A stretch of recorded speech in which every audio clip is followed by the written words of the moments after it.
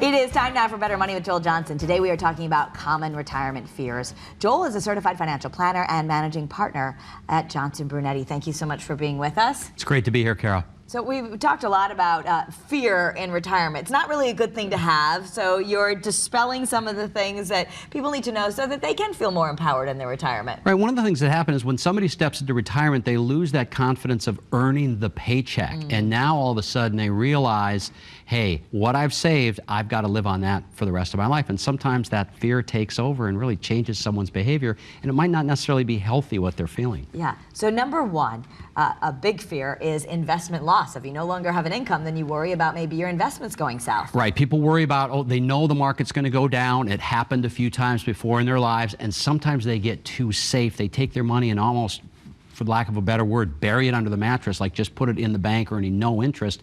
And that can be one of the worst things someone can do. So it's really important to talk somebody through if you're scared about the market going down and make sure you have the right balance. And the second fear, running out of money. This is something that we talk a lot about when you're on this program, which almost seems like a real fear because we're telling everyone that you got to save for the long term. People are living longer. Right. And as I talk to people all across the country, this is the #1 subject that comes up. The second one is long-term care, but this is the biggie. Will I have enough money to last for the rest of my life, or will I have enough money to last for the rest of my life and maybe pass something on to my kids? And again, what happens is if people don't have a financial plan, the uncertainty takes over and they begin to make decisions that aren't necessarily in their best interest. Okay, like being unprepared for a major health event.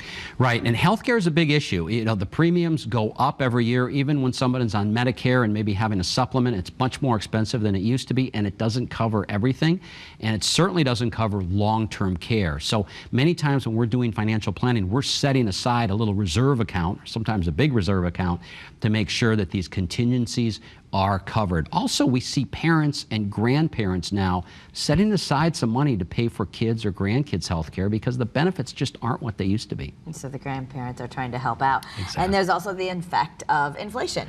Right. Living longer, the biggest thing that happens when people live longer is they need more money every month to live on. If somebody retires today at age 65, there's a probability, a pretty good probability, they're going to live to 95, which means they probably have to double or triple their income in retirement. They've got to have a plan to pay for those expenses that are going to go up. That's what's called inflation. The value of our dollar being spent out there goes down as time goes on. So you have a free guide for everyone watching to help you through these fears. It's called Protection, Growth, and Income, and everyone can have it for free. All you have to do is go to bettermoneytv.com to get the offer. Absolutely. We want everybody to get the offer. It's got great information and other resources they can tap into. Alrighty, thank you so much, Joel. Thanks, Kara. That's Better Money.